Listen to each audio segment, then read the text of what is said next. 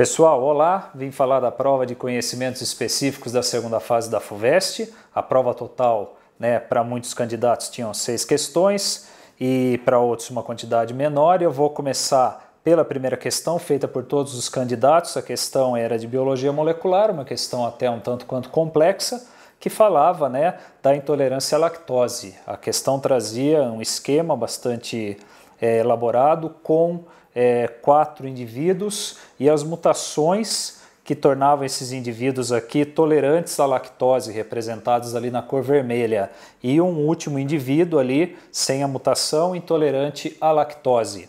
A ideia era o candidato analisar que esses fragmentos estavam nos 19.000 nucleotídeos antes do primeiro exon, tá? Portanto, antes da primeira região codificadora que vai fazer parte do RNA mensageiro em si, e, portanto, identificar que essa mutação está no que ele chama aqui na própria questão de região regulatória, uma região, portanto, de um intron, que não faz parte do RNA mensageiro maduro. Tá? Essa era a resposta da letra B da questão.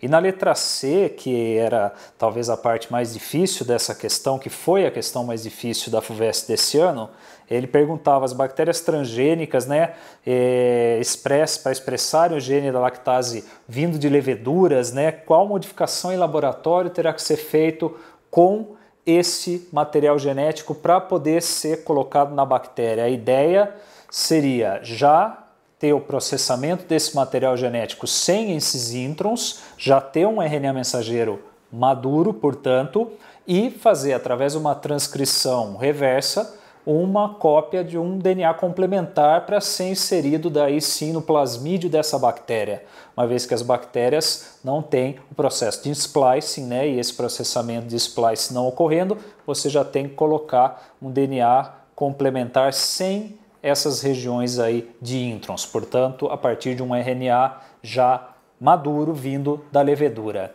Essa era a resposta da letra C. Bom, na questão 2, uma complexa teia trófica, onde o candidato tinha que analisar vários indivíduos, montar a cadeia e também montar uma pirâmide ecológica, uma questão que a gente trabalha bastante em sala de aula, mas a teia foi bastante grande, o que chamou a atenção foi o tamanho da teia em si.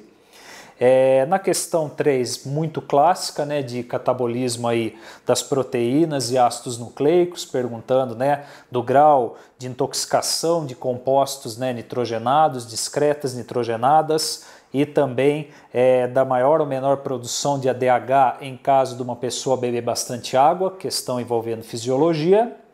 A questão número 4, essa questão a partir daqui já nem todos os candidatos fizeram, uma questão de botânica para fazer análise dos gráficos, diretas às respostas. Aliás, o que chama bastante atenção nessa prova é que ela tem realmente muitos dados, mas as respostas são bem diretas. E é isso que torna a prova trabalhosa, Muita coisa para responder, mas grande parte das respostas estão aqui nos gráficos da questão em si, Então tem aqui um gráfico que o candidato tem que comparar, ponto de compensação fótico, o gráfico 4, e também gráfico aqui comparando plantas em estresse hídrico e em ambientes completamente hidratados. A ideia é o candidato saber interpretar esses gráficos aí, que ele diz serem provenientes de uma mesma planta. E as duas últimas questões, que alguns candidatos fazem, foram de ecologia, também com gráficos, cada uma delas. A primeira mostrando uma curva de sucessão ecológica, perguntando exemplos de espécies pioneiras, perguntando como ficaria o aumento da biomassa num gráfico em que o aluno vai montar, numa curva que o aluno vai montar, por ele próprio, já tem até o eixo aqui representado, e também perguntando no item C ao que se deve a altura média das plantas na fase 2, que é bem o meio da sucessão, Se deve, claro, ao grande acúmulo de biomassa proveniente da grande produtividade primária líquida que essas plantas estão produzindo devido à fotossíntese, E depois no clímax, claro, a última fase, a quantidade de oxigênio produzida e consumida se torna a mesma, o gráfico estabiliza.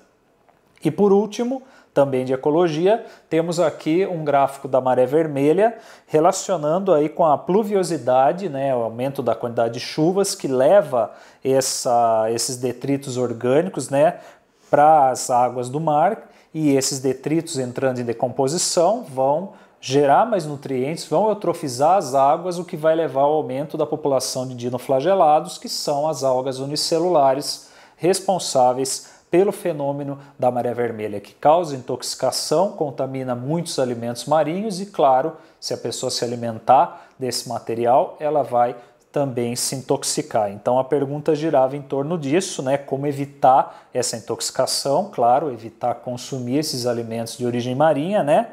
E também aí o motivo do aumento aí da maré vermelha, ocasionado pela quantidade de dinoflagelados. Está diretamente relacionado à quantidade de nutrientes que a água das chuvas levaram até ali. Então, como eu falei, uma prova complexa pela quantidade de assuntos abordados, mas de forma bem direta. Uma boa prova que a FUVEST apresentou para os seus candidatos. Espero que todos tenham ido muito bem. Até a próxima.